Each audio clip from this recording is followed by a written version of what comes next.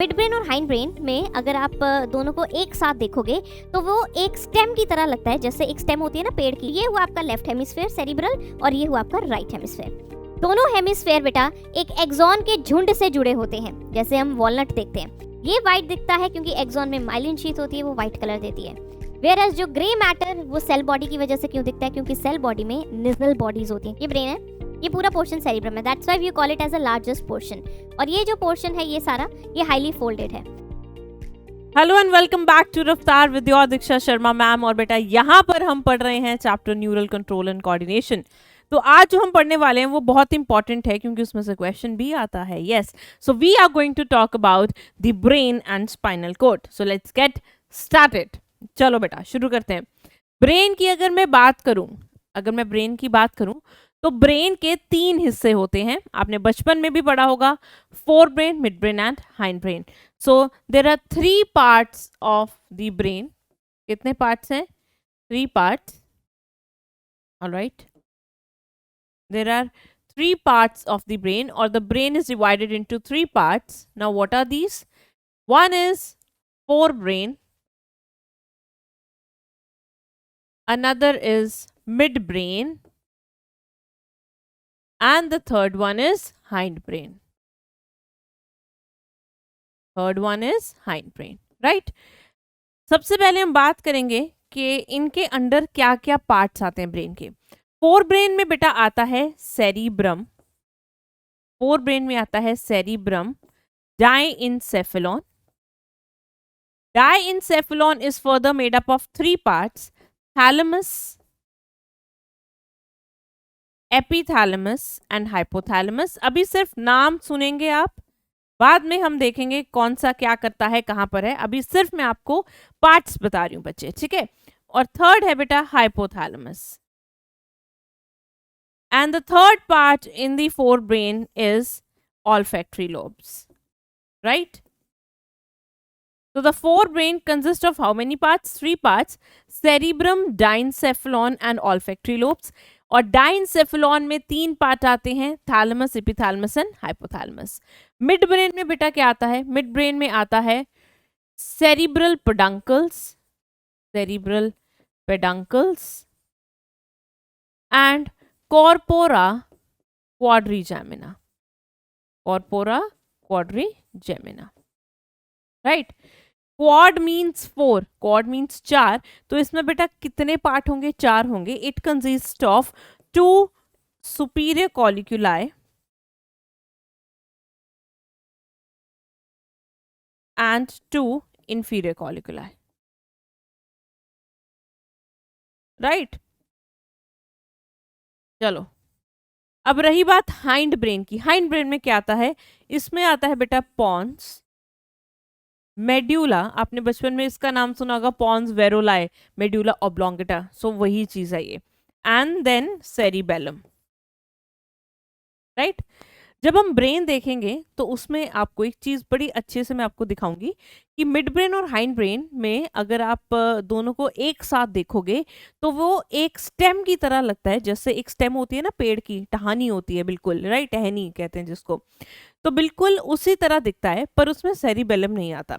तो इसीलिए हमने क्या किया, हमने मिड ब्रेन को, पॉन्स, मेड्यूला को साथ में मिलाकर क्या बोल दिया? इसको हमने बोल दिया ब्रेन स्टेम। क्या बोल दिया? Brain stem. तो अगर कोई आपको पूछे कि ब्रेन स्टेम में क्या आता है तो आप बोलेंगे midbrain plus hindbrain, except cerebellum. Cerebellum इसमें नहीं आता। तो midbrain plus hindbrain is your yes brain stem. Right? ये थे बेटा पार्ट्स। इन पार्ट्स को अच्छे से देख लो क्योंकि ये आगे स्ट्रक्चर पढ़ेंगे तो आपको बहुत अच्छे से पता होना चाहिए what are the various part. Forebrain, midbrain and hindbrain. Forebrain में है cerebrum, diencephalon, olfactory lobe. Midbrain में है cerebral peduncles and corpora quadrigemina. Corpora quadrigemina आगे बना है 2 superior colliculi and 2 inferior colliculi का। Hind brain बना है पॉन्स, मेड्यूला एंड सेरिबेलम का। जब हम बात करते हैं ब्रेन स्टेम की, brain stem is made up of midbrain plus pons and medulla, not the cerebellum. Fine, चलो आगे चलते हैं। Let's see the structure of brain. जो ब्रेन होता है it is protected by a lot of coverings. जैसे सबसे पहले ऊपर स्किन होगी बेटा, राइट? और फिर आएगा आपका बोन, स्कल, स्कल पढ़ा था हमने, लोकोमोशन मूवमेंट में पढ़ा था ना। तो ये जो खोपड़ी है सबसे पहले ये आएगी जो प्रोटेक्शन देगी, उसके बाद इसमें प्रोटेक्टिव कवरिंग्स आती हैं जिन्हें हम कहते हैं मेनिंजेस। क्या कहते हैं? मेनिंजेस। इन मेनिंजेस को हम डिटेल में भी पढ़ेंगे। सो स्कल, मेनिंजेस, स्किन जो आपकी है ये सारे ब्रेन को प्रोटेक्ट कर रहे हैं। फाइन। इसके अलावा ये जो आपको फोल्डेड पोर्शन दिख रहा है जो सबसे ज्यादा है इनफैक्ट ब्रेन में, दिस इज योर सेरिब्रम। ये क्या है बेटा? Cerebrum, right. Cerebrum is highly folded. अभी इस स्ट्रक्चर में हम कुछ भी कौन क्या करता है कुछ नहीं जानेंगे, अभी हम सिर्फ स्ट्रक्चर देखेंगे कि fore brain, mid brain, hind brain के सारे पार्ट्स किधर किधर होते हैं। जस्ट हमें अभी इतना देखना है। तो सबसे बाहर स्कल है, बोनी पोर्शन है। स्कल क्या होती है बेटा? ये बोनी पोर्शन है। उसके बाद मेनिंजेस हैं। What are these? These are protective coverings. These are protective coverings. फिर हम फोर ब्रेन से शुरू करते हैं। फोर ब्रेन का सबसे पहले वाला part cerebrum, and it is also the largest part of brain and it is folded. ये सेरिब्रम दो हेमिस्फेयर में बटा हुआ है, लेफ्ट एंड राइट। आपने सुना होगा कि हम में एक लेफ्ट ब्रेन होता है, एक राइट ब्रेन होता है, सुना होगा ना। तो ये हुआ आपका लेफ्ट हेमिस्फेयर सेरिब्रल, और ये हुआ आपका right hemisphere.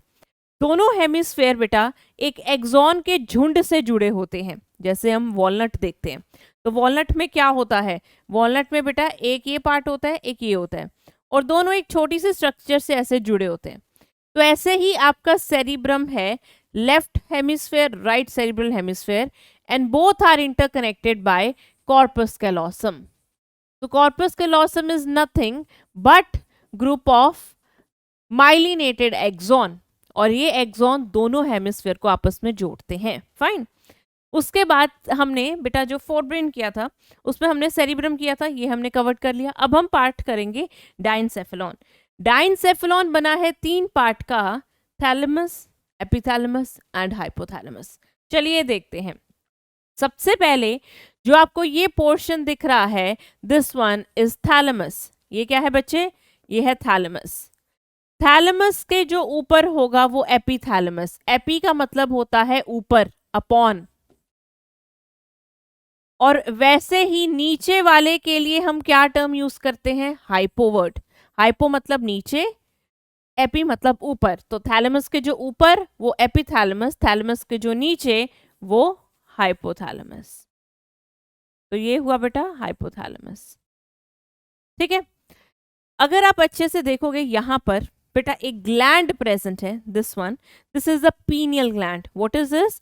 This gland is a pineal gland. ये इपीथैलेमस जब नीचे जाता है तो इसके नीचे एक ग्लैंड पड़ी होती है, इसका नाम है pineal gland. It's a very small gland. ये जो ग्लैंड होती है ये एक हार्मोन सिक्रीट करती है, मेलाटोनिन, जो sleep and wake cycle control करता है कि आप किस टाइम पर सोते हो, किस टाइम पर उठते हो। उसके बाद हाइपोथैलेमस के नीचे भी एक ग्लैंड है, इसका नाम है बेटा पिट्यूटरी ग्लैंड। क्या नाम है? Pituitary gland.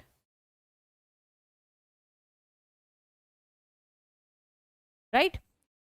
ये था आपका diencephalon, and diencephalon is made up of epithalamus, thalamus and hypothalamus. इसके बाद आते हैं बेटा ऑल्फैक्टरी लोब्स। ऑल्फैक्टरी लोब्स कहां पर होते हैं? Olfactory lobes are present just here, here, right. ये है ऑल्फैक्टरी लोब्स। ऑल्फैक्शन वर्ड कहीं पर भी आ जाए उसका मतलब क्या होता है? उसका मतलब होता है स्मेल। क्या मतलब होता है? स्मेल। तो इनका कहीं ना कहीं फंक्शन स्मेल में होगा। यहाँ पर अगर आप ये वाला पोर्शन देख रहे हैं, अगर मैं बोलूं ये वाला एंटीरियर साइड है, ये पोस्टीरियर है, या कह लो this side is ventral and this is dorsal, तो जो आपके ये वाला पोर्शन होगा, यहाँ पर आपका माथा होगा, यहाँ पर ये ब्रेन है, तो बिल्कुल नीचे इसके ऑल्फैक्टरी लोब्स होते हैं। फाइन बच्चा। ये जो पोर्शन आपको दिख रहा है ये है आपका मिड ब्रेन। ये जो पोर्शन है मिड ब्रेन में, this one is cerebral peduncles, cerebral peduncles. Whereas जो पीछे डॉर्सली प्रेजेंट है, this is corpora quadrigemina, corpora quadrigemina, right. This is cerebellum. Let's come to the hindbrain now. Hindbrain में तीन ही part थे, एक cerebellum. सो मतलब इससे आपको क्या पता लग रहा है? सेरिबेलम आपके पीछे की तरफ होता है, इधर होता है सेरिबेलम, ठीक है। और वहीं पर अगर पूछे सेरेब्रल पेडुंकल्स और कॉर्पोरा क्वाड्रिजेमिना, इन दोनों में से कौन सा डॉर्सली प्रेजेंट होता है, तो आप बोलोगे कॉर्पोरा क्वाड्रिजेमिना। फिर ये वाला स्ट्रक्चर आता है बेटा पॉन्स। पॉन्स के नीचे होता है मेड्यूला, एंड मेड्यूला आगे जाकर बनाता है स्पाइनल कॉर्ड। क्या बनाता है? Spinal cord. फाइन। ये थे बेटा आपके hindbrain, forebrain and midbrain. तो फोर ब्रेन में सेरिब्रम, ये पूरा सेक्शन, डाइनसेफ्लॉन, ये तीनों part, and olfactory lobe. Midbrain सिर्फ इतना छोटा सा, एंड हाइंड ब्रेन ये सारा पोर्शन जो पीछे वाला है। फाइन। तो ये आपका एक स्ट्रक्चर है ब्रेन का। इसमें मैंने आपको भी पार्ट्स बताए हैं, कौन सा पार्ट कहाँ पर होता है। अभी हम इन सब की डिटेल पढ़ेंगे वन बाय वन। चलो तो शुरू करते हैं बेटा। सबसे पहले बाय दी प्रोटेक्टिव कवरिंग्स, क्या नाम है इनका? मेनिंजेस। सबसे पहले अगर आप ब्रेन काटोगे, कभी न्यूरोसर्जन अगर किसी को बनना हुआ, तो सबसे पहले क्या करते हैं? वो बाल सारे उड़ाते हैं। पिक्चरों में आपने देखा होगा, जिसके भी ब्रेन सर्जरी होती है वो गंजा हो जाता है, राइट? तो मतलब जब भी सर्जरी करनी है बाल उतारने पड़ेंगे। फिर आएगी स्किन, फिर आएगा स्कल। स्कल आप लोकोमोशन में पढ़ चुके हैं।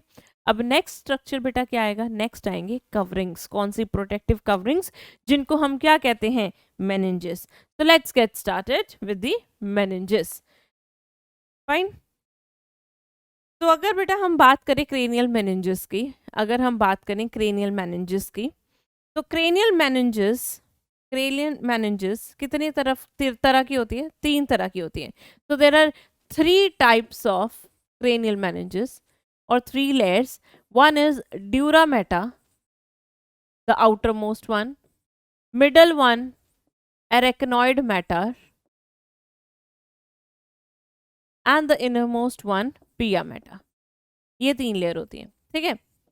अगर बच्चे ये स्कल है, ये मान लो स्कल है, स्कल के नीचे कवरिंग होगी, मोटी ताजी कवरिंग होती है। ये है बेटा dura Meta. This is dura Meta, ठीक है। तो ड्यूरा वर्ड आया ड्यूरेबल से, क्योंकि ये मोटी ताजी है, ये सबसे ज्यादा प्रोटेक्ट करेगी, तभी इसको ड्यूरा मेटा कहते हैं।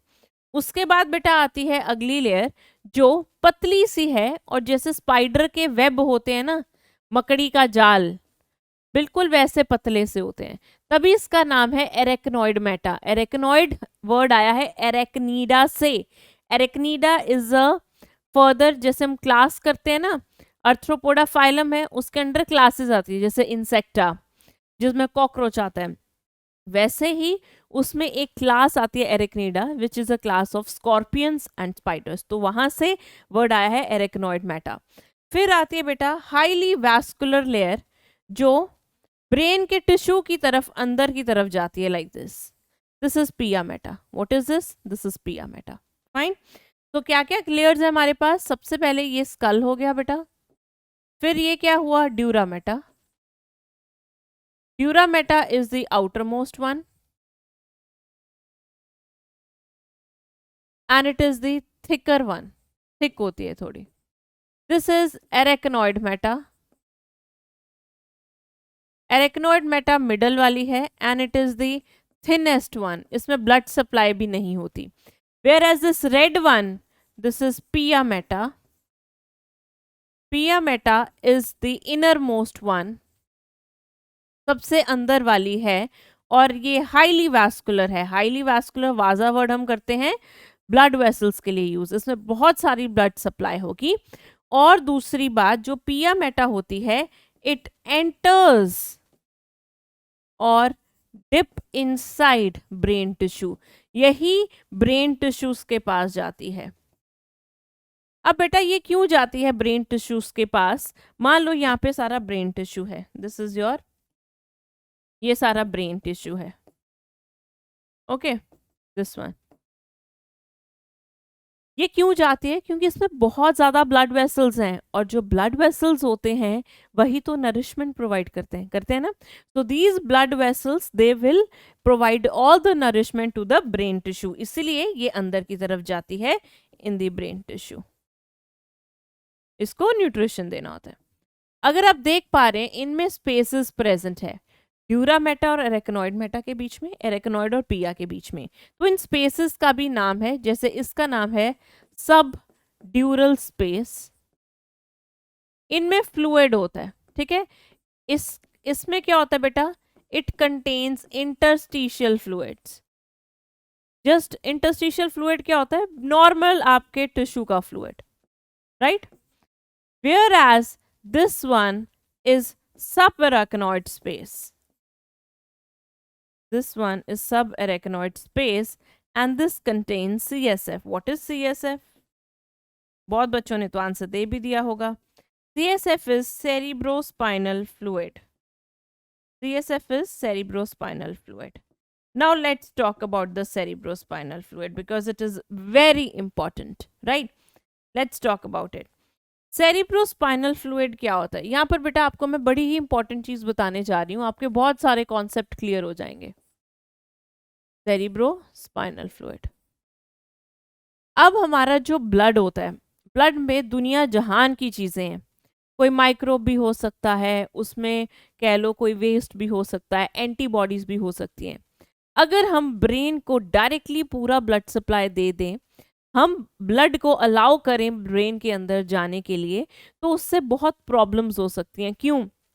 आपके न्यूरॉन्स डैमेज हो सकते हैं, और जब न्यूरॉन डैमेज हो जाएगा और आपको पता है न्यूरॉन डिवाइड नहीं करता, तो उसके लिए बहुत प्रॉब्लमैटिक चीज़ हो सकती है ये, राइट? तो हमने सोचा कि ब्लड डायरेक्टली ब्रेन में नहीं भेजते क्योंकि बहुत ज़्यादा प्रॉब्लम्स आ सकती हैं।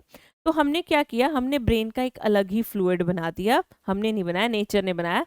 एक ब्रेन के अंदर एक अलग ही अपना फ्लूइड होता है, जैसे हमारे पूरे बॉडी में ब्लड जाता है, इसमें इसके अंदर क्या सर्कुलेट करता है? Cerebrospinal fluid. तो cerebrospinal fluid is a fluid of brain and spinal cord both, right? सबसे पहली बात, it is the fluid present in brain and spinal cord, ठीक है? अब दूसरी बात, जैसे हमारा ब्लड वेसल्स में होता है, ये फ्लूइड कहाँ होता है? तो ये फ्लूइड होता है एम्प्टी स्पेसेस में, जिन्हें हम वेंट्रिकल्स कहते हैं। So it is present in empty spaces known as ventricles, known as ventricles. बेटा ये जो फ्लूइड है ये बनता कैसे है? It is formed from filtration of blood.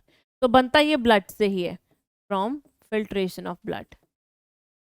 अब आपको भी पता है ब्लड कहाँ होगा? पिया मेटा में होगा। कहाँ होगा बेटा? पिया मेटा में। तो पिया मेटा की जो ब्लड वेसल्स होती हैं, मान लो ये पिया मेटा की ब्लड वेसल है, obviously it will be containing blood, right? और ये आपके ब्रेन की खाली स्पेसेस हैं, जिन्हें हम कहते हैं वेंट्रिकल्स। क्या कहते हैं बच्चे? Ventricles, right? ये जो पिया मेटा है, ये जो पिया मेटा है, इसमें ब्लड है, यही ब्लड फिल्टर होकर वेंट्रिकल्स में जाएगा और यहाँ पर क्या कहलाएगा? CSF, right? बट अब मैंने कहा ये फिल्टर होगा, तो कोई तो छन्नी होगी। वो छन्नी क्या है? Blood brain barrier. तो इसके बीच में क्या होता है? Blood brain barrier, which is made up of the which cells? Which is made up of your neuroglial cells, right? तो यहाँ पर इमेजिन करो, ये एपेंडाइमल सेल है, which are a type of neuroglial cells only, right? These are ependymal cell. और ये जो cell है बेटा, ये है एस्ट्रोसाइट। ये क्या है? Astrocyte, fine. और नीचे आपको यहाँ पर मिलेंगे आपके न्यूरॉन्स। ये रहे आपके न्यूरॉन्स।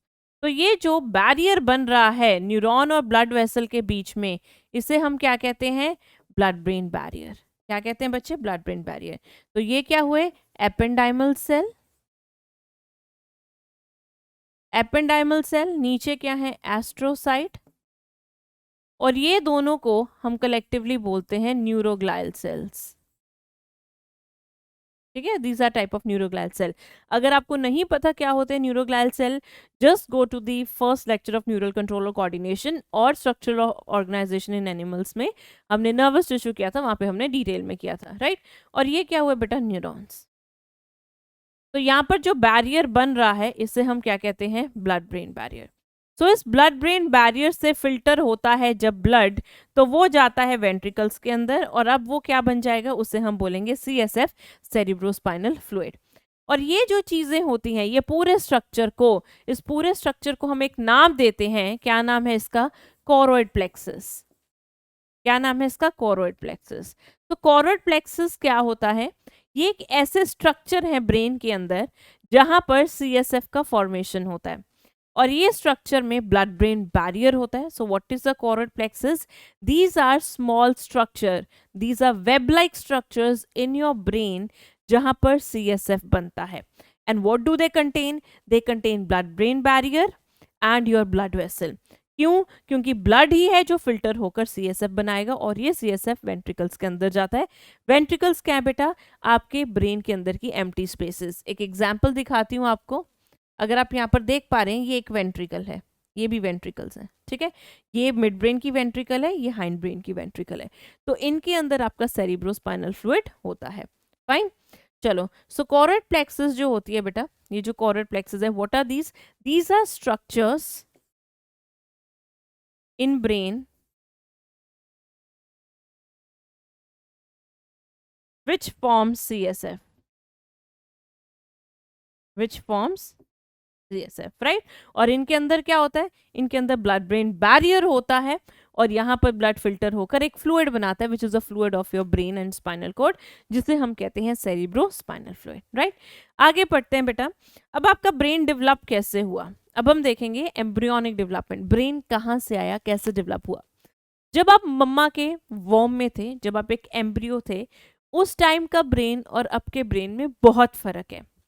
उस टाइम पर बेटा जो ब्रेन था, it was merely made up of 3 vesicles. किसका बना हुआ था? उसमें सिर्फ 3 ट्यूब जैसे स्ट्रक्चर थी, ऐसे, ठीक है. एक लंबी ट्यूब और जिसमें 3 चैम्बर थे, बस ये 3. So this is the embryonic brain. ये स्टार्टिंग के वीक्स में होता है. फिर ये ब्रेन डेवलप होने लगता है, और ये जो चैम्बर है इसका नाम क्या है? प्रोजेंसेफेलॉन. और जहां पर भी वर्ड इंसेफेलॉन आ जाए, दैट मीन्स हेड. क्या मतलब? इंसेफेलॉन का मतलब होता है हेड, राइट. फिर आया बेटा मीजेंसेफेलॉन एंड देन मेटेंसेफेलॉन. इन्हीं 3 चैम्बर में से, सॉरी, रोमेंसेफेलॉन. इन्हीं 3 चैम्बर में से बेटा फर्दर चैम्बर्स बने. इन्हीं 3 चैम्बर में से फर्दर चैम्बर्स बने और आपके ब्रेन के सारे पार्ट्स बने. अगर मैं बात करूं, ये प्रोजेंसेफेलॉन है, तो प्रोजेंसेफेलॉन आगे 2 चैम्बर्स में बना, जिसे हम कहते हैं टेलेंसेफेलॉन एंड डायसेफेलॉन. टेलेंसेफेलॉन ने आपका सेरिब्रम बनाया, और डायसेफेलॉन तो आपको पता ही है, थैलेमस, एपिथैलेमस एंड हाइपोथैलेमस में कन्वर्ट हो गया. तो टेलेंसेफेलॉन ने आगे क्या बनाया? इसने बनाया सेरिब्रम एंड अदर पार्ट्स, ठीक है. जो मीजेंसेफेलॉन है बेटा, इसने मिड ब्रेन बनाया, राइट. और जो आपका रोमेंसेफेलॉन है, ये भी 2 में टूटा, एक मेटेंसेफेलॉन एंड माइनसेफेलॉन, राइट. ये जो आपका रोमेंसेफेलॉन था, ये भी 2 में बटा बेटा. एक बना आपका मेटेंसेफेलॉन और दूसरा बना आपका माइलेंसेफेलॉन, और इन दोनों से आपका क्या बना? हाइंड ब्रेन बना. फाइन. दोबारा बता रही हूँ, जब आप एम्ब्रियो थे तो आपका ब्रेन एक ट्यूब जैसा था, उसमें 3 चैम्बर थे. इन चैम्बर का नाम था प्रोजेंसेफेलॉन, मेसेंसेफेलॉन, रोमेंसेफेलॉन. जो आगे और 2 चैम्बर में बट गए, टेलेंसेफेलॉन, डायसेफेलॉन, जिसने आगे सेरिब्रम बनाया. डायसेफेलॉन 3 में बट गया, थैलेमस, एपिथैलेमस, हाइपोथैलेमस. वेयरएज मेसेंसेफेलॉन से मिड ब्रेन बना एंड रोमेंसेफेलॉन से हाइंड ब्रेन. तो इसमें से क्वेश्चन कई बार ऐसे आ जाता है कि आपका हाइंड ब्रेन कहाँ से बना है? प्रोजेंसेफेलॉन, मेसेंसेफेलॉन, रोमेंसेफेलॉन या डायसेफेलॉन. तो आप क्या लगाओगे? रोमेंसेफेलॉन. तो आपको ये पर्टिकुलर जो टर्म्स है, इसके नेम्स है, you have to memorise them. Fine. चलो, ये थी बेटा आपके ब्रेन की एम्ब्रियोनिक डेवलपमेंट की, कैसे ये डेवलप हुआ. अब हम बात करते हैं एक बड़े ही इंपॉर्टेंट स्ट्रक्चर की, जिसका नाम है सेरिब्रम. सेरिब्रम की अगर मैं बात करूं, this is the largest part of your brain. It is the largest part of brain. And as you have seen, it is highly folded. It is highly folded. इसका काम क्या होता है? इसे हम कहते हैं, ये आपके इंटेलिजेंस को कंट्रोल करता है. सो वी से it is the seat of intelligence. It is the seat of intelligence. इस इंटेलिजेंस, इसी में ही सारी आपकी मेमोरी होती है, सब कुछ होता है. अगर मैं सेरिब्रम की बात करूं, सेरिब्रम हमने कहा it's present in the form of folds like this. In folds का नाम क्या है बेटा? इन फोल्ड्स को हम कहते हैं, what are these are folds, so we used to give them name, and what is that? Gyrus, right? Gyrus is singular, gyri is plural. अगर GYRI हो जाएगा वो प्लूरल हो जाएगा, अगर मैं सिर्फ एक ही फोल्ड की बात करूँ वो गायरस होता है। तो आपका ब्रेन फोल्ड्स में प्रेजेंट होता है जिसे हम कहते हैं gyrus. What is a need of a fold? Fold की क्या जरूरत होती है? फोल्ड का काम होता है बेटा, अगर ज्यादा फोल्ड होगा तो सरफेस एरिया उतना ज्यादा होगा। सरफेस एरिया ज्यादा होना मतलब उतने ज्यादा न्यूरॉन होंगे। More the neuron, more is the intelligence, right? So highly folded, why? To increase the surface area. More the surface area, more the neurons. Fine. आपका जो सेरिब्रम होता है, it is divided into two hemispheres. It is divided into two cerebral hemispheres. क्या नाम है बेटा इन hemisphere का? आपको बताया भी मैंने, right hemisphere and left hemisphere. So we write it right cerebral hemisphere and left cerebral hemisphere. Fine. अगर ये लेफ्ट सेरिब्रल हेमिस्फेयर है, ये राइट सेरिब्रल हेमिस्फेयर है, both are connected to each other, both are connected to each other by a group of myelinated axon. What is this? What is this? Yes, इसे हम क्या कहते हैं बेटा? Corpus callosum. Corpus callosum. So what is corpus callosum? It is a group of myelinated axon that joins both the cerebral hemisphere. Let's write this up. What is corpus callosum?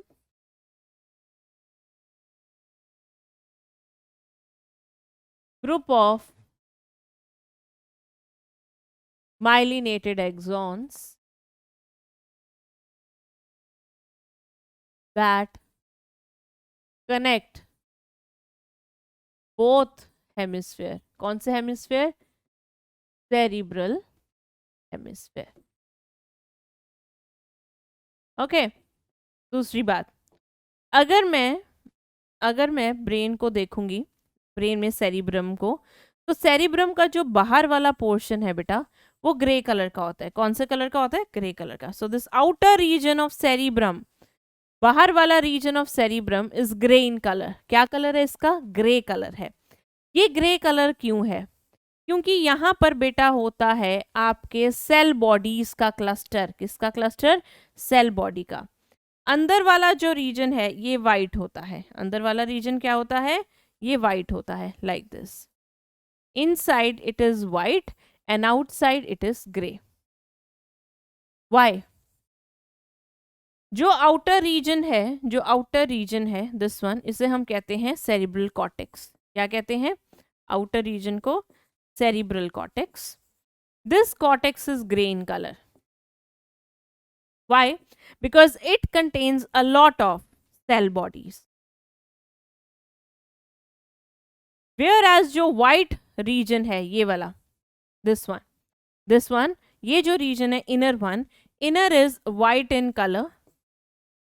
Why? Because it contains axon. Right बच्चा? अगर मेरे पास एक neuron है like this, इधर neuron की cell body है, इधर है एक्सॉन, तो ये जो पोर्शन है ये हमेशा वाइट कलर का दिखेगा, ये पोर्शन हमेशा ग्रे दिखेगा। क्या रीजन है? ये वाइट दिखता है क्योंकि एक्सॉन में माइलिन शीथ होती है, वो वाइट कलर देती है। वेयरएज जो ग्रे मैटर वो सेल बॉडी की वजह से क्यों दिखता है? क्योंकि सेल बॉडी में निजल बॉडीज होती हैं। क्या होती हैं? Nissl body. The cell body it contains Nissl granule. इसकी वजह से आपको जो कलर दिखता है वो क्या दिखता है? ग्रे दिखता है। राइट? समझ में बात? ये बहुत अच्छे से समझना है। The outer region is known as cortex and इसका कलर क्या है? ग्रे। क्यों है इसका कलर ग्रे? क्योंकि इसमें सेल बॉडीज होती हैं and cell bodies they contains Nissl bodies. And Nissl bodies gives grey colour. Fine बच्चा, ये बहुत इंपॉर्टेंट है, इसको बहुत अच्छे से समझना है।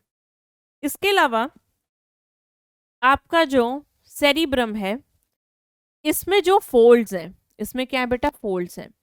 कई फोल्ड बहुत डीप होते हैं, कई फोल्ड शैलो होते हैं, मतलब ऊपर तक ही होते हैं। तो जो फोल्ड थोड़े से डीप होते हैं, उन फोल्ड्स ने पूरे सेरिब्रम को 4 लोब में डिवाइड कर दिया है। कितने लोब में? 4, या कह लो पूरे सेरिब्रम को हमने 4 हिस्सों में डिवाइड कर दिया है, उनको हम लोब्स कहते हैं। तो cerebrum, it contains of 4 lobes, or it contains 4 lobes. What are these 4 lobes? एक है बेटा फ्रंटल लोब। फ्रंटल, ये जो लोब का नेम है, ये स्कल बोन से है, जो हमने यहाँ पे क्रेनियल बोन्स करी थी ना, इधर वाली, ये फ्रंटल थी, वैसे ये फ्रंटल लोब हो गया। ये पैराइटल था आपका, तो इसके नीचे भी क्या होगा बेटा, पैराइटल लोब होगा। ठीक है, वैसे ही एक आपकी टेम्पोरल बोन थी, तो टेम्पोरल लोब, और लास्ट वाला है बेटा ऑसिपिटल लोब। राइट, ये लोब्स हैं। ये जो लोब हैं, इनका काम अलग अलग होता है, बट उससे पहले मैं आपको एक स्ट्रक्चर दिखाना चाहूंगी। Let's see this structure. ये बेटा आपका सेरिब्रम है। क्या है ये? सेरिब्रम। फाइन, इस सेरिब्रम में आप देख सकते हो ये कलर्ड पोर्शन है। पहले ये देखो, ये ब्रेन है, ये पूरा पोर्शन सेरिब्रम है, that's why we call it as the largest portion. और ये जो पोर्शन है, ये सारा, ये हाईली फोल्डेड है, ये सेरिबेलम है। इधर आप जो देखोगे, ये आपको जो छोटी सी ये स्टेम जैसा स्ट्रक्चर दिख रहा है, ये आपकी ब्रेन स्टेम है, जिसमें ये मिड ब्रेन है, ये हाइंड ब्रेन है। This is mid brain, you can see from here, this is the mid brain and this is the hind brain. और ये साइड, सेरिबेलम साइड में है, ये स्टिक सी तो यही दिख रही है स्टेम जैसी, तो इसीलिए इसको ब्रेन स्टेम कहते हैं। अब ये जब सेरिब्रम पे आओगे, सेरिब्रम में आपको ये डिफरेंट डिफरेंट स्ट्रक्चर्स दिख रहे हैं बेटा, can you see them, these coloured portion. This is a frontal lobe, the one in the blue, this is a parietal lobe, this is a temporal lobe, and red one is the occipital lobe, right? अब अगर आपने देखा होगा, frontal bone एक ही थी, but आप देख सकते हो लोब तो 2 है ना। बोन जो थी वो एक ही होती है, फ्रंटल, पैराइटल 2 होती हैं, टेम्पोरल 2 होती हैं, और ऑसिपिटल 1 थी, बट इसमें सारे 2-2 होंगे। क्यों? Left hemisphere, right cerebral hemisphere, इसकी वजह से जो नंबर हो जाता है वो 2-2 होते हैं, पर बोन वेरी करती है। फ्रंटल 1 थी आपकी, पैराइटल 2 थी, टेम्पोरल 2 थी, ऑसिपिटल 1 थी। फाइन बच्चा, चलो आगे बढ़ते हैं, फिर इनके बारे में डिस्कस करते हैं कि ये करते क्या हैं, व्हाट इज देयर फंक्शन। जो फ्रंटल लोब है, जो फ्रंटल लोब है, इसमें बेटा आपकी मेमोरी, ये मेमोरी कंट्रोल करता है, आपकी आईक्यू, आपके emotions, logic and reasoning and voluntary movements. जो भी आप मस्कुलर मूवमेंट्स करते हो ना, वोलेंट्री, वो सारा काम फ्रंटल लोब करता है। तो बेसिकली फ्रंटल लोब, हम कहते हैं ना दिमाग तेज है लगता है, तो हम फ्रंटल लोब पे टच करें, मतलब कि यहाँ पर मैं सोच के बताता हूँ, ऐसा करते हैं, तो मतलब ये सारी थिंकिंग विंकिंग, सारी आईक्यू यूक्यू, ये सारा कुछ यहाँ पे होता है। बात करते हैं पैराइटल की, साइड वाली। ठीक है, साइड, साइड वाली मतलब साइड पे हो जा, तो साइड पे हो जा मतलब आपको पता है ना आप कहाँ खड़े हो, तो इसे कहते हैं पोजीशन इन स्पेस, आपको बताना कि आप कहाँ पर हो। तो पैराइटल लोब क्या बताता है? Position in space, where are you. For example, मैं आंख बंद करके अपना नाक पकड़ सकती हूँ, क्यों? क्योंकि पैराइटल में इसका इंफॉर्मेशन स्टोर है, राइट। तो ये क्या काम है पैराइटल का? आपका फैशन सेंस भी पैराइटल ही जज करता है, कैसे कपड़े पहने हैं, किसके साथ मैच करना है, क्या करना है, वो भी पैराइटल देखता है। इसके अलावा ठंडा गरम, हॉट एंड कोल्ड, ये भी, ये चीज ठंडी है या गर्म है, वो भी पैराइटल देखता है, क्योंकि ये पोजीशन इन स्पेस बताता है कि आप कहाँ पर हो। तो ये आपको घड़ी में टाइम देखने का या फिर मैप देखने का भी जो कंट्रोल है इसी के पास होता है। It help us to read map and clock.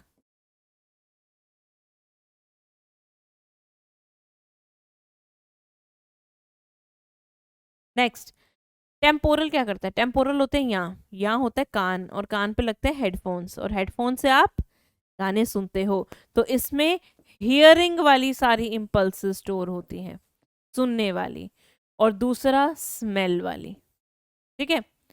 Occipital, ओ ओ होता है गोल, और गोल होती है आंख, तो इसमें विजन के रिस्पॉन्सेस जाते हैं, किसके जाते हैं बेटा, विजन के, सुनने वाले रिस्पॉन्सेस जाते हैं, राइट। तो बेटा ये थे आपके 4 लोब, इसको जल्दी से आप कॉपी में लिख लीजिए, the parietal, frontal, occipital, temporal, right. फिर आपको एक बड़ी इंटरेस्टिंग बात बताऊंगी, हरिया हरिया हरिया, यस यस यस, जल्दी से बेटा। अब जैसे आप बोलते हो, ठीक है, आपको बोलने का भी आप में एक सेंटर होता है ब्रेन में, कि आप you are talking, you are speaking something, तो वो जो स्पीच वाला एरिया होता है उसे हम कहते हैं ब्रोकाज एरिया। क्या कहते हैं बेटा, ब्रोकाज एरिया। तो फ्रंटल लोब में आपका एक स्पीच एरिया होता है, उसे हम कहते हैं ब्रोकाज एरिया, जो आपको बोलने में हेल्प करता है, ठीक है, and that's present in frontal. Whereas there is another area known as Wernicke's area, जो पैराइटल और टेम्पोरल के बीच में होता है। कहाँ पर होता है, इन बिटवीन दीज टू। कौन सा area, Wernicke's area. Wernicke's area का काम क्या होता है, चलो ये तो जो है ब्रोकाज एरिया, ये आपकी टंग की मूवमेंट कराएगा, क्योंकि ये वॉलेंट्री मूवमेंट्स करवा रहा है, एंड टंग में स्केलेटल मसल होती है। पर आपने जो वर्ड्स बनाए हैं उनको स्पीच में कन्वर्ट कौन करवाएगा, वो करवाएगा वर्निक्स एरिया। कौन करवाएगा, वर्निक्स एरिया। तो बचपन में हमें बोलना थोड़ी ना आता होता बेटा, यस बोलो बोलो, बचपन में बोलना थोड़ी ना हमें आता होता है, तो वर्ड की फॉर्मेशन हमारा वर्निक्स एरिया कंट्रोल करता है। तो ये दोनों बेसिकली आपको बोलने में ही हेल्प कर रहे हैं, कि आपको क्या बोलना है, क्या एक्सप्रेस करना है, उसके लिए Broca's area and Wernicke's area are responsible. Fine, चलो ये था बेटा इसमें क्या क्या होता है, सेरिब्रम में क्या क्या लोब्स होते हैं। अब बेटा सेरिब्रम में कुछ एरियाज होते हैं। क्या होते हैं, areas. Now what are these areas. पहला एक होता है इसमें सेंसरी एरिया, दूसरा होता है मोटर एरिया, और तीसरा होता है एसोसिएशन। अब ये एरिया प्रेजेंट कहाँ होते हैं, these are the areas of cerebral cortex. तो कॉर्टेक्स में कौन सा न्यूरॉन कैसा काम कर रहा है, कैसी इंफॉर्मेशन लेकर आ रहा है, वैसे एरियाज होते हैं। फॉर एग्जाम्पल आपका फ्रंटल लोब बहुत बड़ा है, ठीक है, अब उस फ्रंटल लोब में एक तो वॉलेंट्री मूवमेंट्स भी हो रही हैं, और दूसरा इमोशंस भी हो रहे हैं, राइट। या कह लो कुछ और भी, जैसे कोई इम्पल्स आ रहा है, या कह लो जैसे पैराइटल में, आप पैराइटल आपको ठंडा गर्म के बारे में बताते हैं, फाइन। वेयर एज जो आपका फ्रंटल एरिया है उसमें वॉलेंट्री मूवमेंट्स होते हैं। तो वॉलेंट्री मूवमेंट्स मतलब स्केलेटल मसल की मूवमेंट, इसमें जो इन्फॉर्मेशन होगी वो मोटर न्यूरॉन से जाएगी, तो वो मोटर एरिया हो गया। अब जो पैराइटल वाला है वो ठंडा गर्म के बारे में इंफॉर्मेशन लेके आ रहा है, जो कि एक सेंसरी इंफॉर्मेशन है, तो मतलब उसमें कौन सा एरिया हुआ, सेंसरी एरिया हुआ। तो दीज आर नथिंग बट छोटे छोटे पैचेस हैं लोब्स में ही। ये वो पैचेस होंगे उस न्यूरॉन से बने हैं जो न्यूरॉन एक स्पेसिफिक फंक्शन परफॉर्म कर रहे हैं। फॉर एग्जाम्पल जैसे बेटा सीधी सी बात, जैसे आपके वो सतीश सर फिजिक्स में क्या करते हैं, चिंटू मिंटू पढ़ाते हैं, आपको पढ़ाते हैं ना चिंटू मिंटू की स्टोरी। ये है चिंटू और ये है मिंटू। चिंटू मिंटू की हो गई लड़ाई, और मिंटू ने चिंटू को मार दिया थप्पड़। इसने इसको थप्पड़ मार दिया, मुंह पे मार दिया। अब चिंटू रोने लग गया। तो जब मिंटू ने चिंटू को थप्पड़ मारा, तो चिंटू के फेस से ये सेंसरी इंफॉर्मेशन आपके ब्रेन के सेंसरी एरिया में गई। कहाँ गई, सेंसरी एरिया में। तो सेंसरी एरिया वो एरिया है ब्रेन का जो सेंसरी इंफॉर्मेशन रिसीव करता है, इट रिसीव्स सेंसरी इनपुट। ये कहीं पर भी हो सकता है, ये छोटा सा पैच फ्रंटल में भी हो सकता है, छोटा पैच पैराइटल में भी हो सकता है, depending upon function it is doing. जैसे टेम्पोरल में हियरिंग का काम है, सुनने का, वो भी एक सेंस ऑर्गन है, तो उसमें सेंसरी एरिया होगा। जैसे हॉस्पिटल में देखने विजन का काम है, तो उसमें भी सेंसरी एरिया होगा। मोटर क्या करता है, ये करता है बेटा वॉलेंट्री मूवमेंट्स। अब क्या हुआ, अब चिंटू कौन सा रुकेगा, चिंटू ने भी मिंटू के थप्पड़ लगाया। अब उसने थप्पड़ कैसे लगाया, चिंटू का जो मोटर एरिया था उसका न्यूरॉन उसके मसल को ट्रिगर कर रहा है। मान लो ये सेंसरी एरिया में इंफॉर्मेशन गया कि अरे थप्पड़ लगा। अब फ्रंटल में जो मोटर एरिया है उसने इंफॉर्मेशन दिया हाथ को और हाथ मूव हुआ, ये मोटर एरिया का काम है। अब तीसरा एरिया है एसोसिएशन। ये क्या करता है? It interprets sensory information. ध्यान से सुनना, इंटरप्रेट का मतलब रीड करना, and convert it into memory, logic, communication. ये एरिया का काम क्या है? अब मान लो चिंटू मिंटू ने ये लड़ाई कर ली, अब अगले दिन आएंगे वो क्लास में, एक दूसरे से बात करेंगे? नहीं करेंगे। क्यों? क्योंकि उसके सेंसरी एरिया की इंफॉर्मेशन एसोसिएशन ने रीड कर ली कि उसने थप्पड़ मारा था। अब वो एरिया ने रीड की इंफॉर्मेशन और उसने किस फॉर्म में उसे स्टोर किया कि ये गलत बात है, मेरी हो गई है लड़ाई, मैं उससे बात नहीं करूंगा, तो वो अगले दिन बात नहीं करेंगे। तो ये काम किया सेंसरी का इंफॉर्मेशन रीड करके एसोसिएशन है। तो एसोसिएशन क्या करता है? उस सेंसरी इंफॉर्मेशन को रीड करेगा और आगे के लिए आपको बता के रखेगा। एक और एग्जाम्पल लेते हैं। आपने पहली बार किसी गर्म चीज को टच किया, वहां पर एक रिफ्लेक्स भी चलेगा, तो उसमें क्या होगा? सेंसरी एरिया तक इंफॉर्मेशन जाएगी और जो मोटर एरिया है वो आपके हाथ को पीछे कर देगा, ठीक है, मोटर न्यूरॉन की हेल्प से। अब अगली बार जब आप उसी चीज को देखोगे, आपने पहली बार, जो छोटा बच्चा होता है उसने गैस स्टोव पर एक चीज पड़ी हुई देखी, उसने हाथ लगा दिया, उसको रिफ्लेक्स चला, हाथ पीछे हो गया और वो रोया भी। अगली बार जब वो देखेगा वो हाथ नहीं लगाएगा। क्यों? क्योंकि उसके ब्रेन में वो स्टोर हो गई, इंफॉर्मेशन हो गई, और वो किसने करी? एसोसिएशन। फाइन। तो ये 3 एरिया होते हैं आपके सेरिब्रम में और इनका बहुत ही इंपॉर्टेंट बेटा रोल होता है। और ये क्या है? कुछ कुछ न्यूरॉन्स होते हैं जो जैसा इंफॉर्मेशन करें, जैसे सेंसरी एरिया में ज्यादातर हो सकते हैं सेंसरी न्यूरॉन हो। फाइन। तो या कह लो कि सेंसरी न्यूरॉन यहाँ पर आ रहे हैं, उधर से मोटर न्यूरॉन जा रहे हैं। आगे बढ़ते हैं बेटा। नेक्स्ट है बेटा आपका diencephalon. Diencephalon is made up of 3 areas. एक हमने बात करी थी, इसमें इपिथैलेमस होता है, एक इसमें थैलेमस होता है, और एक इसमें होता है हाइपोथैलेमस। देयर आर 3 एरियाज और 3 स्ट्रक्चर्स। इपिथैलेमस की अगर बात करूं, ये थैलेमस के ऊपर है तो हम कहते हैं ये डाइनसेफ्लॉन का छत बना रहा है। हाइपोथैलेमस थैलेमस के नीचे है तो हम कहते हैं ये डाइनसेफ्लॉन का जमीन बना रहा है, फ्लोर बना रहा है। तो it forms roof of diencephalon, ठीक है, एंड इट फॉर्म्स फ्लोर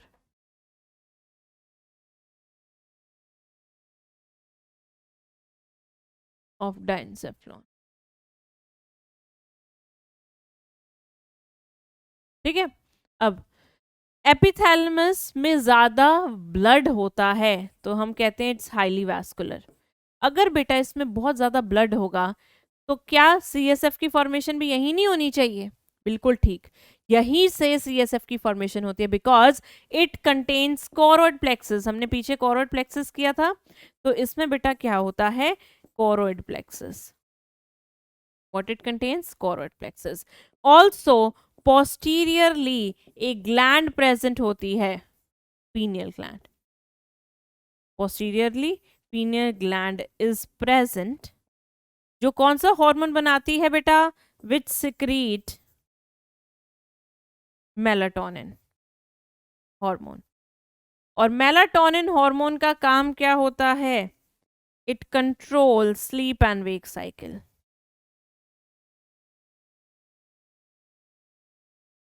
मतलब आपकी बायोलॉजिकल रिदम, जिसे सिरकाडियन रिदम भी कहते हैं, किस टाइम पर सोना है, किस टाइम पर उठना है, आपकी पूरी बॉडी एक रिदम में चल रही है, एक उसका क्लॉक है, बायोलॉजिकल टाइम सेट है। जैसे जो लोग बचपन से एक टाइम पर उठते हैं, एक टाइम पर सोते हैं, उनको देखना बिना अलार्म के ही नींद खुल जाती है। क्यों? क्योंकि उनका मेलाटोनिन हार्मोन एकदम सेट है, क्लॉक एकदम सेट है, साइकिल एकदम सेट है, तो उनका बढ़िया बॉडी का एक रिदम चल रहा है। फाइन। नेक्स्ट है बेटा थैलेमस। थैलेमस जो है इट्स हाईली नर्वस, मतलब इसमें बहुत ज्यादा न्यूरॉन्स होंगे, जैसे इसमें बहुत ज्यादा ब्लड वेसल थी, इसमें बहुत ज्यादा न्यूरॉन्स होते हैं। ये क्या कंट्रोल करता है या इसके पास क्या क्या इंफॉर्मेशन आती है? TTPP, टच की, टेम्परेचर की, पेन एंड प्रेशर। कोई भी पेन की सेंसेशन होगी थैलेमस में जाएगी, प्रेशर की सेंसेशन जैसे ऐसे मुंह को ऐसे कर दूं मैं, राइट, या फिर आपके बॉडी का जो प्रेशर होता है, जैसे हाई एल्टीट्यूड पे जाते हैं तो बॉडी प्रेशर चेंजेस आते हैं, वो वाली।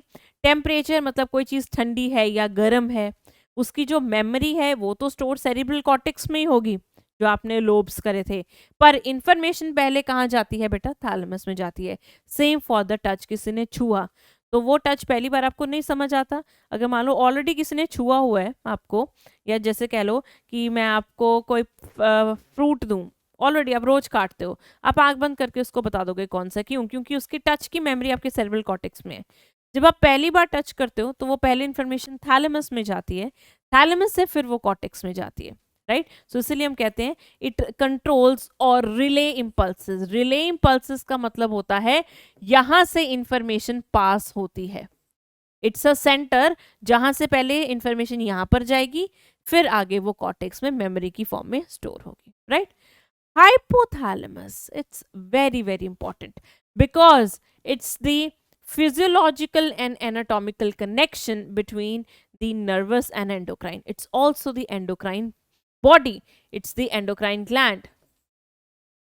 Also the endocrine gland. ये एक endocrine gland भी है, ठीक है। क्यों? It secrete hormones. ये क्या सिक्रीट करता है बेटा? हॉर्मोन।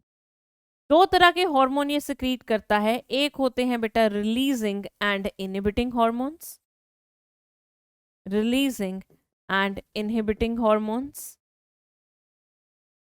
और एक होते हैं वो हॉर्मोन्स जो पोस्टीरियर पिट्यूटरी में स्टोर होंगे,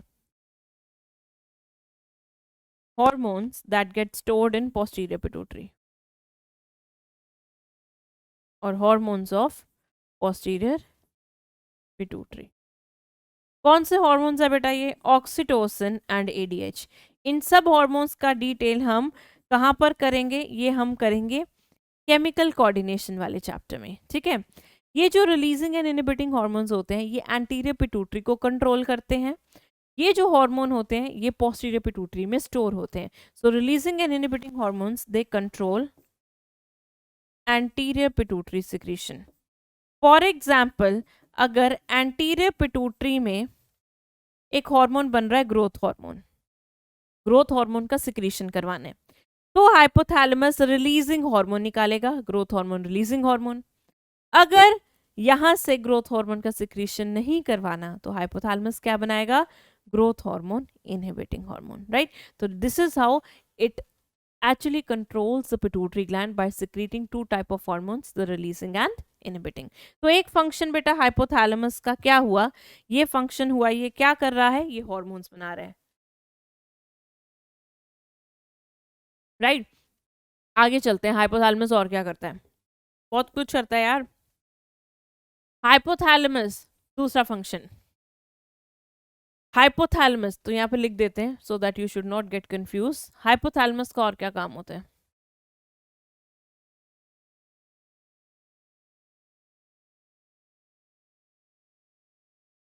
आपका बॉडी का टेम्परेचर भी मेंटेन यही करता है। It act as thermostat. Thermostat का मतलब it maintain body temperature. Hunger मतलब भूख, थर्स्ट मतलब प्यास, एंड सटाइटी मतलब सेटिस्फैक्शन। इसका सेंटर भी हाइपोथैलेमस में होता है। भूख लग रही है, प्यास लग रही है, भूख लगी, खाना खाया, खाना खा के तुम सेटिस्फाई हो गए, वो सेंटर सटाइटी सेंटर वो भी आपका हाइपोथैलेमस में होता है। इसके अलावा फ्लाइट एंड फाइट रिस्पॉन्स भी यही जज करता है कि कोई भी सिचुएशन इमरजेंसी सिचुएशन है या नॉर्मल है, उसको भी जज हाइपोथैलेमस ही करता है। इसके अलावा it also control circadian rhythm. Circadian rhythm का सेंटर कहाँ है? हाइपोथैलेमस में। Whereas circadian rhythm maintain कौन सा हार्मोन करता है? मेलाटोनिन। दो अलग बातें हैं। कौन सा केमिकल सर्काडियन रिदम बनवाता है? That's the hormone melatonin. But इसका कंट्रोल सेंटर कहाँ है? वो है हाइपोथैलेमस में, राइट बेटा? ये जो हाइपोथैलेमस है बेटा, these are some of the function of hypothalamus. इसके अलावा इसमें एक छोटी छोटी बॉडीज होती हैं, मैमिलरी बॉडीज कहते हैं जिनको। क्या कहते हैं? Mammillary bodies. So mammillary bodies are present in hypothalamus only and they are responsible for smell. ये स्मेल को जज करते हैं, राइट? इसके अलावा जो हाइपोथैलेमस है ये आपके इमोशंस भी कंट्रोल करता है। इमोशंस जैसे सेक्सुअल है या फिर कोई एंगर है, ये सारे इमोशंस आपके कौन कंट्रोल करेगा? हाइपोथैलेमस ही करेगा। तो देखो हाइपोथैलेमस कितना इंपॉर्टेंट है, बहुत काम कर रहा है ये। ऑस्मो रेगुलेशन में इसका काम है। क्यों किया था ना हमने पीछे एक हार्मोन, कौन सा हार्मोन? ADH किया था बेटा, बताओ। एक्सक्रीशन चैप्टर मैंने आपको पढ़ाया है। तो ऑस्मो रेगुलेशन में भी इसका काम है with the help of ADH hormone, right? So hypothalamus is very very very much important. आपको बॉडी का टेम्परेचर बढ़ गया, उसे कम करना है, हाइपोथैलेमस विल जज it. So everything hypothalamus is doing, not everything but a lot of things. All right, so this was about the diencephalon. Moving further to the midbrain. अब midbrain क्या करता है यार? midbrain की बात आ रही है। midbrain मैंने बताया था बेटा ये दो पार्ट का बना है, एक cerebral peduncles, एक corpora quadrigemina. All right, अगर मैं midbrain को देखूंगी पीछे से देखूंगी, डॉर्सल साइड देखूंगी। कौन सी साइड देखूंगी बेटा? इसकी डॉर्सल साइड। तो मुझे इसमें ये 4 गोलियां दिखेंगी। क्या दिखेंगी? 4 गोलियां दिखेंगी, लाइक दिस। इनको हम क्या कहते हैं? इनको हम कहते हैं कॉर्पोरा क्वाड्रिजेमिना। अगर मैं इसको पीछे से देख रही हूं तो मुझे 4 गोलियां दिखेगी जो है corpora quadrigemina. These 2 are superior colliculi and these 2 are inferior colliculi. Superior मतलब ऊपर, इंफीरियर मतलब नीचे, ठीक है? अगर मैं इसको साइड से देखूंगी तो मुझे ये कैसा दिखेगा? साइड से बेटा मुझे ये 2 कॉलिक्यूलाई दिखेंगी, ठीक है? मैं साइड से देख रही हूँ और बीच में से मैंने उसको काट दिया, राइट? मैंने इसको घुमाया, आप पहले ऐसे देख रहे थे इसको, तो 4 गोलियां दिख रही थी, अब हमने उसका साइड कर लिया, बीच में से काट दिया, तो मुझे सिर्फ 2 ही गोलियां दिखेंगी, जिसमें से एक सुपीरियर कॉलिक्यूलाई होगा, एक इंफीरियर कॉलिक्यूलाई होगा, और साइड में इधर मुझे मिलेगा सेरिब्रल पेडंकल्स। सेरिब्रल पेडंकल बेटा क्या होता है? ये कुछ नहीं है, ये बस एक्सॉन का झुंड है। किसका झुंड है? एक्सॉन्स का। बीच में इसके खाली जगह निकल रही है, एक कैनाल निकल रही है, which is a ventricle, the empty space of brain, जिसे हम कहते हैं आइटर। क्या कहते हैं? आइटर और aqueduct. It contains CSF, right? What is this? This is cerebral peduncle. Cerebral peduncles contains axons coming from forebrain, that are coming from forebrain. जो भी forebrain से axon आ रहे हैं, जो भी फोरब्रेन से एक्सॉन आ रहे हैं वो मिड ब्रेन में आ रहे हैं और वो अल्टीमेटली हाइंड ब्रेन में जाएंगे। तो हम क्या कहते हैं? सेरेब्रल पेडंकल्स का काम क्या है? फोरब्रेन के एक्सॉन लाएगा, नीचे हाइंड ब्रेन से कनेक्ट कर देगा, मतलब it is connecting the forebrain with the hind brain. It connects forebrain with hind brain, ठीक है? फिर है बेटा ये कॉलिकुलाई, इनका काम क्या होता है? जो सुपीरियर कॉलिकुलाई है ये आपके विजुअल रिफ्लेक्स कंट्रोल करता है, इंफीरियर कॉलिकुलाई आपके ऑडिटरी रिफ्लेक्स। अब ये क्या चीज होते हैं? फॉर एग्जाम्पल, आप एक कुर्सी लगाकर घर के बाहर बैठे हो, एकदम से तेज बस आई और ऐसे सूखती हुई गई, आप कैसे करोगे? वैसे देखोगे कि आपने ये प्लान किया था कि बस आएगी मैं देखूंगा? नहीं किया था। तो ये रिफ्लेक्स हुआ। जो भी अनप्लान्ड एक्शंस होते हैं किसी भी स्टिमुलाई से, मान लो कोई स्टिमुलस आया, हॉट प्लेट करते हो ना, वो भी रिफ्लेक्स है। आपने सोचा था वो गर्म होगा, नहीं, वो अपने आप हो गया एक्शन। वैसे ही आपने नहीं सोचा था बस आएगी और आप एकदम बस की तरफ देखते हो, ये आपका एक विजुअल रिफ्लेक्स है। ये सुपीरियर कॉलिकुलाई कंट्रोल करता है। इन्फीरियर कॉलिकुलाई करता है ऑडिटरी। फॉर एग्जाम्पल, आप कमरे में बैठे हो और बाहर कहीं एकदम कोई पटाखा चले, तो आप किधर देखोगे? आप इधर देखोगे, बाहर ऐसे देखोगे? अब बाहर की तरफ देखोगे ना। तो वो भी एक रिफ्लेक्स हुआ ऑडिटरी, बट वो एक साउंड से हुआ है, तो उसका स्टिमुलस साउंड था, तो वो ऑडिटरी रिफ्लेक्स हुआ। विजुअल में किसी चीज जिसको आप देख रहे हो उसका रिफ्लेक्स है, तो वो विजुअल रिफ्लेक्स हुआ। तो ये काम होता है मिड ब्रेन का, एक अपर ब्रेन को लोअर ब्रेन से कनेक्ट करना, दूसरा विजुअल रिफ्लेक्सेस कंट्रोल करना। तीसरा इंपॉर्टेंट पॉइंट, इसमें से क्या निकलती है? आइटर निकलती है। ये साइड कौन सी होगी? वेंट्रल होगी। ये साइड कौन सी होगी? डॉर्सल होगी। और दो सुपीरियर कॉलिकुलाई और दो inferior कॉलिकुलाई together they form corpora quadrigemina. Right बेटा, ये था आपका मिड ब्रेन। आगे चलते हैं, बात करते हैं हाइंड ब्रेन की। हाइंड ब्रेन में है बेटा पॉन्स एंड मेड्यूला। पहले बात करते हैं पॉन्स की। पॉन्स को कहते हैं bridge. Why it is known as a bridge? क्योंकि ये एक ब्रिज की तरह काम कर रहा है। This is cerebellum, this is midbrain, this is pons, this is medulla. ठीक है, अब ये पॉन्स क्या कर रहा है? इधर से भी इंफॉर्मेशन लेकर आ रहा है, इसको भी कनेक्टेड है, इसको भी कनेक्टेड है, तो हर जगह से ये कनेक्टेड है ना। तो इसीलिए इसे हम कहते हैं bridge, because it is connected to all the parts और different parts of brain.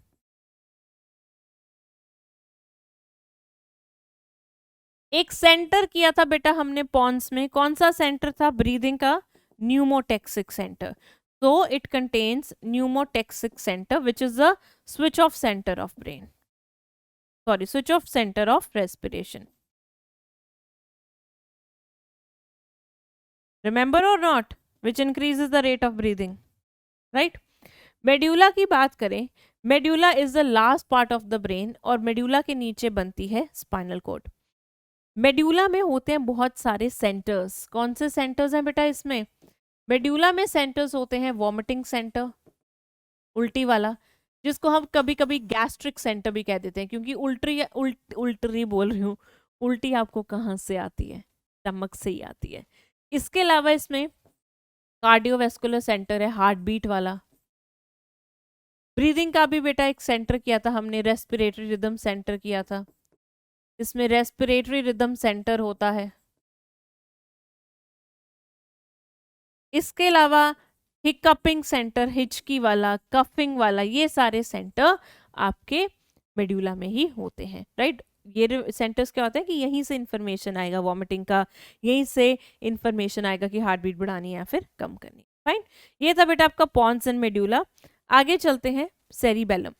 Cerebellum को हम कहते हैं छोटा सेरिब्रम, बिकॉज वो सबसे बड़ा पार्ट है ब्रेन का, and this one is the second largest part. This is the second largest part of the brain. इसके बाद बेटा दूसरी बात, सेरिबेलम, जैसे सेरिब्रम फोल्डेड था वैसे सेरिबेलम भी फोल्डेड है, इट इज हाईली फोल्डेड। जैसे उसमें लोब्स होते थे इसमें भी लोब्स होते हैं, कंटेन्स लोब्स। जैसे उसमें दो हेमिस्फेयर थे इसमें भी दो हेमिस्फेयर होते हैं, लाइक दिस, राइट। तो ये इसमें भी दो हेमिस्फेयर्स होते हैं, so it also contains hemispheres.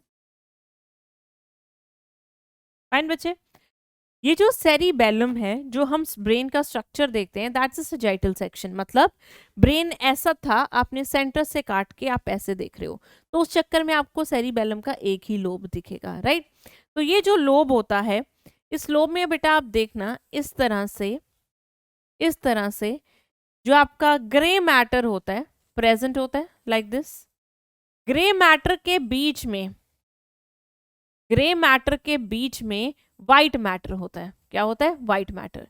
हमने जो सेरिब्रम पढ़ा था, सेरिब्रम में सिंपल डिमार्केशन थी, अंदर वाला वाइट मैटर, बाहर वाला ग्रे मैटर।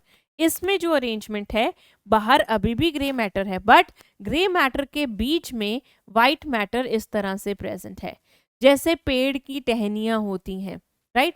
तो इस अरेंजमेंट को हम बोलते हैं आर्बोरविटे। क्या कहते हैं? आर्बोरविटे। तो what is arborvitae? It is the arrangement of white matter in grey.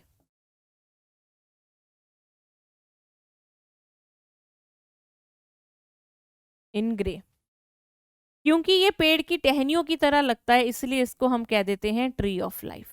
क्या कह देते हैं? Tree of life. अगर मैं बात करूं सेरिबेलम की, ये करता क्या है, फंक्शंस क्या है? पहला फंक्शन है बेटा इक्विलिब्रियम एंड बैलेंस। आप सीधे खड़े हो, आप गिर नहीं रहे हो, दैट मीन्स आपकी बॉडी एक बैलेंस कर रही है, राइट। ये काम है आपके सेरिबेलम का। जो लोग पियक्कड़ होते हैं, दारू शारू पीकर नाली वाली में गिर जाते हैं, आपने देखा होगा क्यों गिरते हैं? क्योंकि अल्कोहल सेरिबेलम पे हिट करती है, और जब वो हिट करती है तो उसको अपना काम नहीं करने देती और वहां पर बैलेंस नहीं हो पाता। फाइन। दूसरा, वोलेंट्री मस्कुलर एक्टिविटीज कौन चलाता था? सेरिब्रम। बट उसको कोऑर्डिनेट कौन करता है? Cerebellum. It coordinates voluntary movements. Simple सी एग्जांपल है बेटा, सिंपल सी एकदम। आपने डांस सीखा, ठीक है, डांस का आप स्टेप कर रहे हो, ऐसे ऐसे या ऐसे से भंगड़ा कर रहे हो, ठीक है। अब ये क्या है? वॉलेंट्री एक्टिविटी शुरू किसने कराई? सेरिब्रम ने। अब ये करने के बाद हम ऐसे ऐसे कर रहे हैं, तो ये कोऑर्डिनेशन है ना, और मेरी बॉडी बैलेंस में है। ये काम कौन कर रहा है? ये कर रहा है सेरिबेलम। चलाना, वॉलेंट्री एक्टिविटी शुरू करना सेरिब्रम करेगा, उसको बैलेंस कौन करेगा? उसको सेरिबेलम करेगा। फाइन। तो ये था बेटा आपका ब्रेन का पूरा तीनों part, forebrain, midbrain and hindbrain. अब बेटा हम पढ़ेंगे बड़ा ही important structure, which are the ventricles of brain. What is it? Ventricles of brain.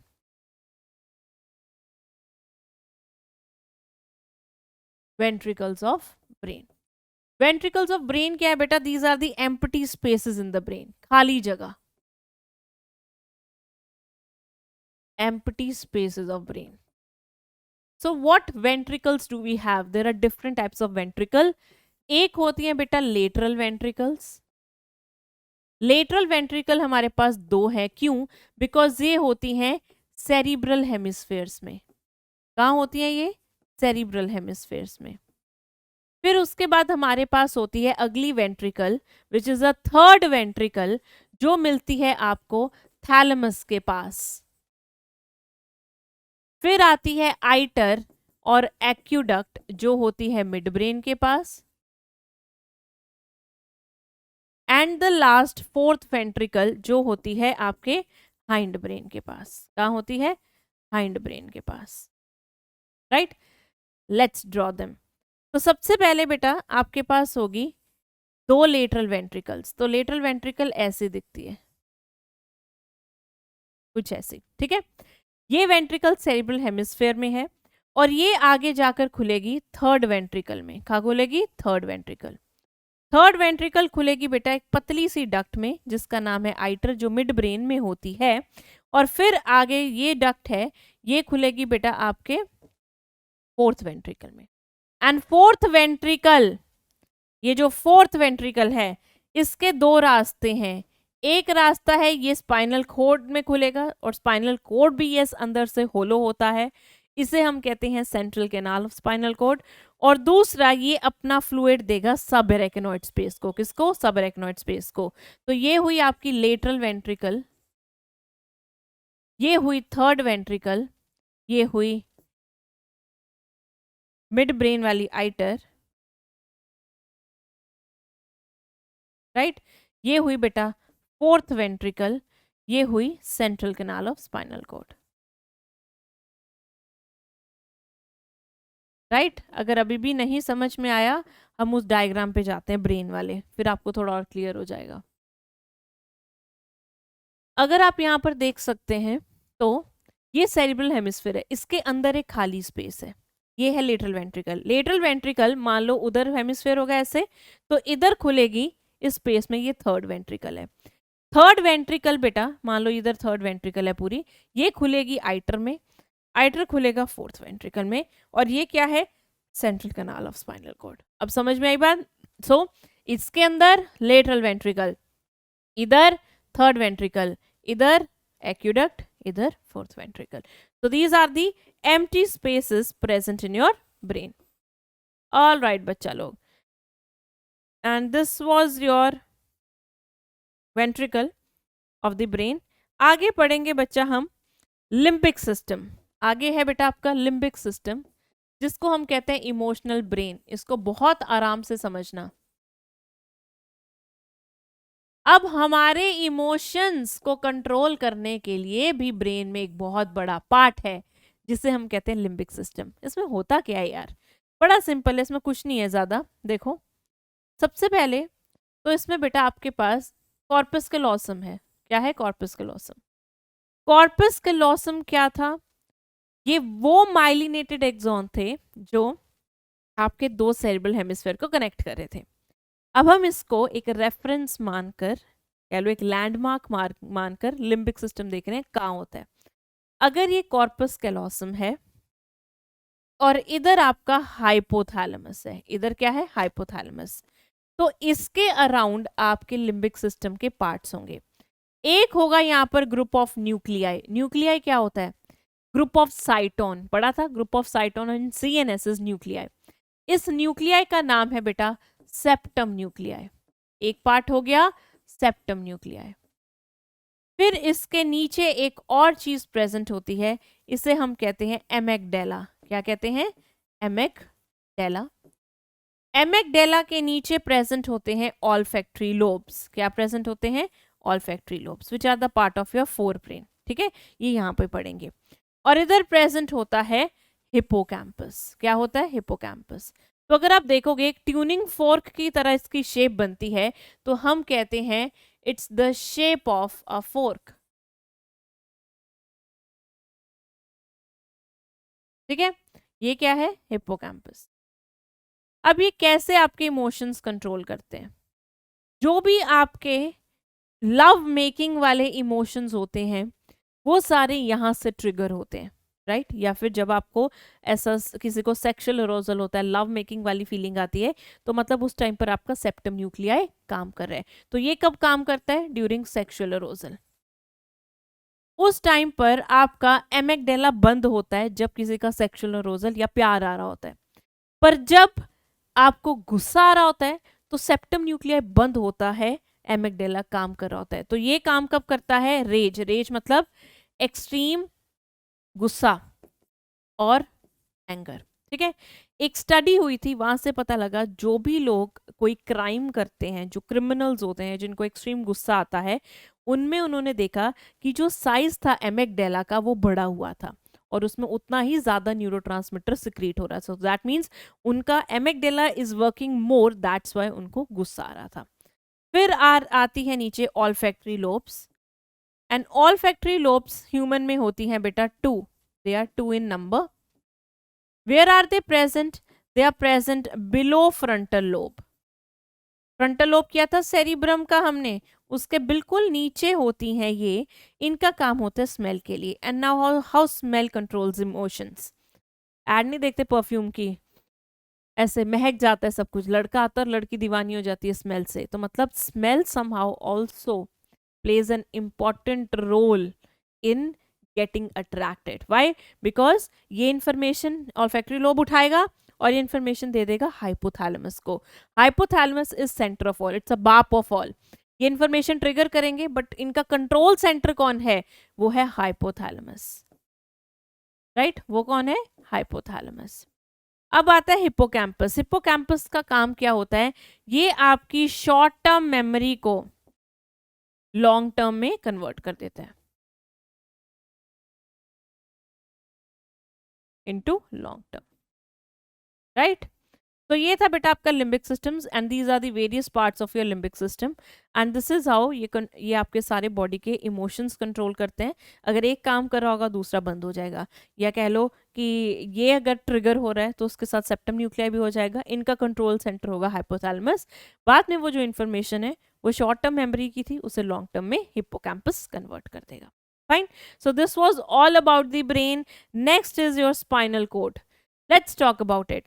Medulla नीचे जाता है, लंबा होता है, लंबा होकर एक स्ट्रक्चर बनाता है जिसे हम कहते हैं स्पाइनल कॉर्ड. राइट, ये या फिर आप जैसे स्पाइन भी वर्ड यूज करते हैं, राइट बेटा।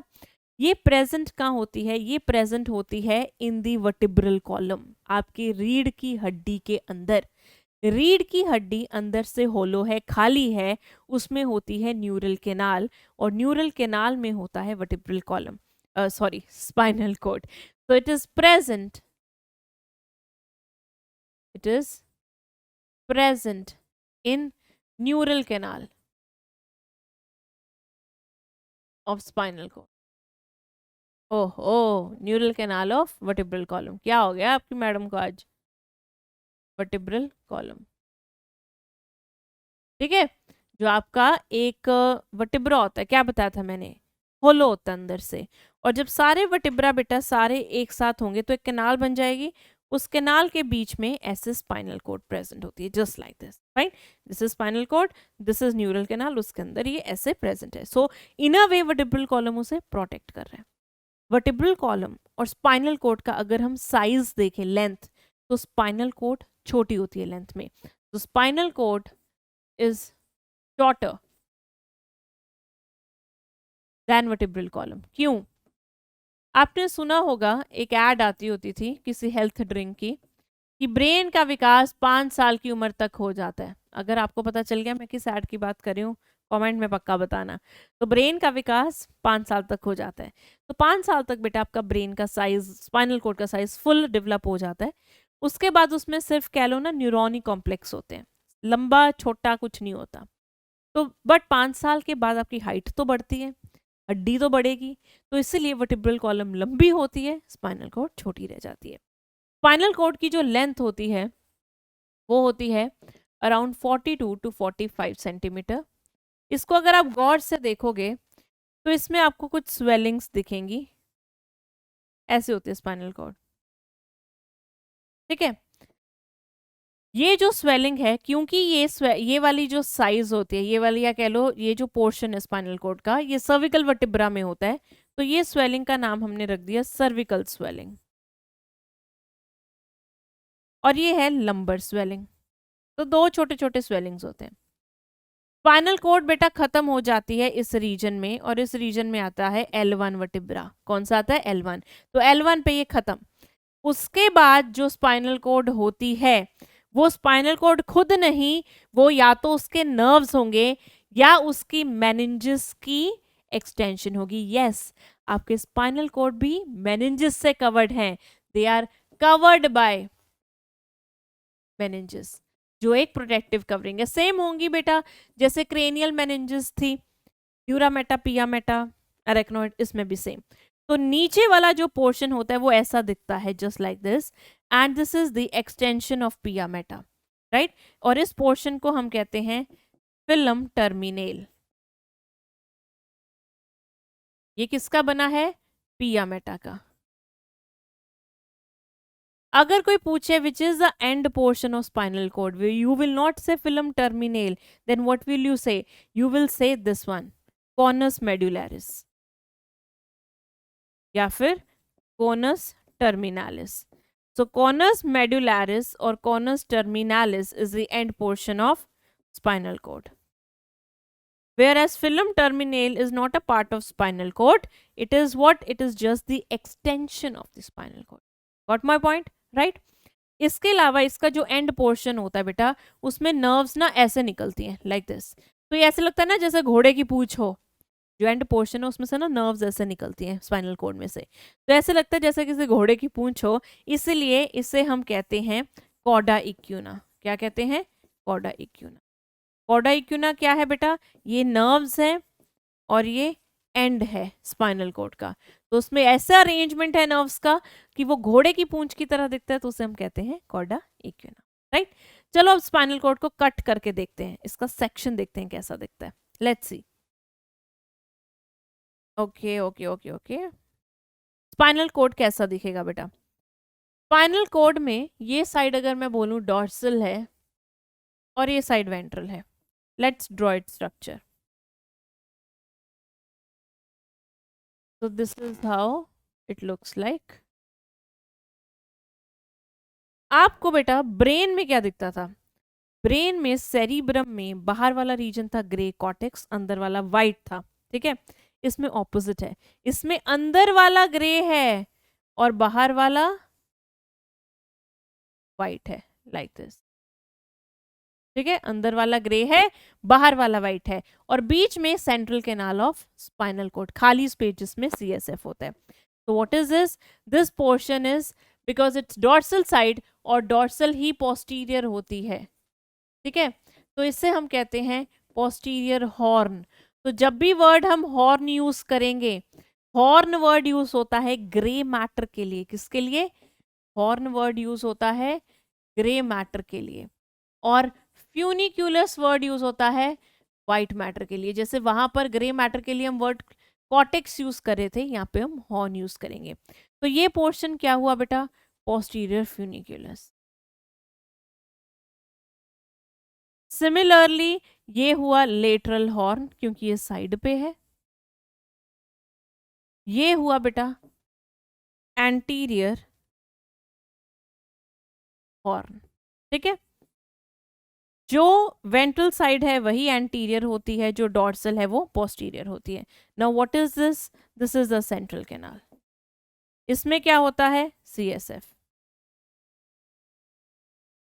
अब डॉर्सल साइड से एक नर्व निकलेगी, वेंट्रल साइड से नर्व निकलेगी। अब क्योंकि यहां से नर्व निकल रही है तो इसे हम कह देते हैं ये रूट है, इसकी जड़ है नर्व की। स्पाइनल कोड से जो नर्व्स निकलती हैं उसे स्पाइनल नर्व्स कहते हैं। क्या कहते हैं? Spinal nerve.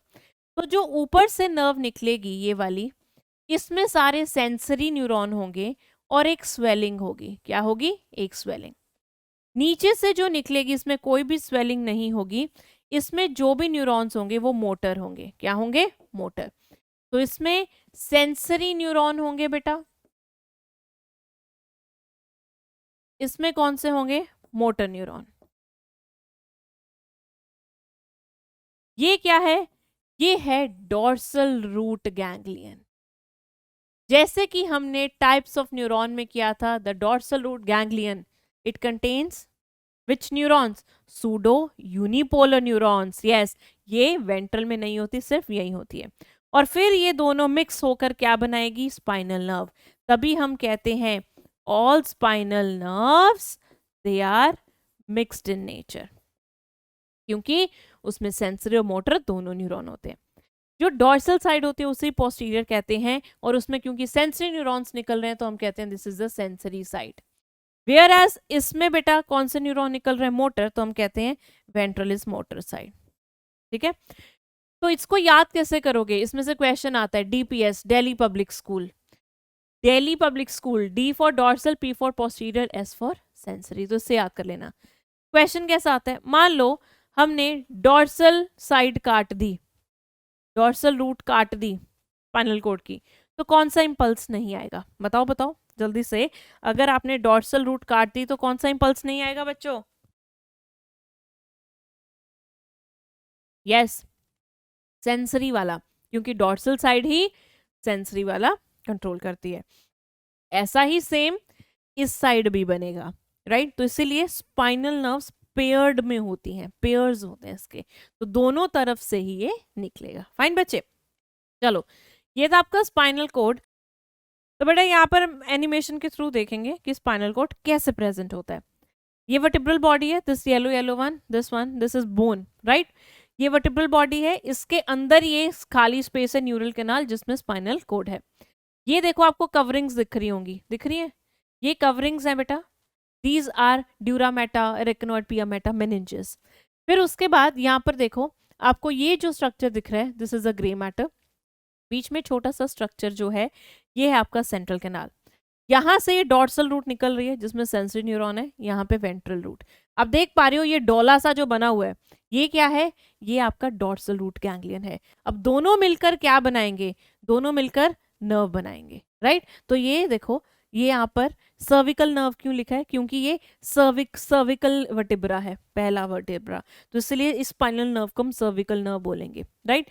तो यहाँ से ये स्पाइनल नर्व निकल रही है। ये स्पाइनल नर्व हो गई, किससे बनी? सेंसरी और मोटर से। ये डॉर्सल रूट गैंग्लियन और ये वेंट्रल, राइट। तो इस तरह बेटा आपका क्या दिखता है? Spinal cord. चलो आगे चलते हैं। आगे बढ़ते हैं और देखते हैं क्वेश्चंस। पहला, an inner layer which is in contact with the brain tissue is called. सबसे अंदर वाली लेयर कौन सी थी बेटा? पिया मेटा। तो आंसर क्या हुआ? Third. Simple question. Next, the cerebral hemispheres are connected by a tract of nerve fibres called. 2 बार कॉल्ड लिख दिया तो एक बार ही समझ लेना। सेरिब्रल हेमिस्फीयर मतलब right and left cerebral hemisphere एक ग्रुप ऑफ न्यूरॉन से अटैच हैं, उन्हें हम क्या कहते हैं? Corpus callosum. Answer 1। Corpora allata हम में नहीं, ये एंडोक्राइन ग्लैंड होती है इंसेक्ट की। And these all are the connective tissue of penis. Penis male genital. Okay, तो आंसर हुआ 1। Which of the following is a function of hypothalamus. इनमें से कौन सा काम होता है हाइपोथैलेमस का? It act as thermostat, host centre, control emotions, all of this. Hypothalamus बेटा टेम्परेचर भी रेगुलेट करता है, प्यास भी देखता है, भूख भी देखता है, इमोशन भी कंट्रोल करता है। तो आंसर हुआ 4th। Next, which of the following is the function of hypothalamus? I think that's the repetitive, so leave it. Midbrain consists mainly of 4 round swellings or lobes called corpora quadrigemina which are present. जो midbrain होता है बेटा उसमें 4 lobe थे, corpora quadrigemina वाले ये दोनों। ये हमने कौन सी साइड पढ़ी थी? ये कौन सी साइड होती है? ये होती है dorsal side, so they are present dorsally. Answer 2। कहा था ना लोकेशन अच्छे से कर लेना।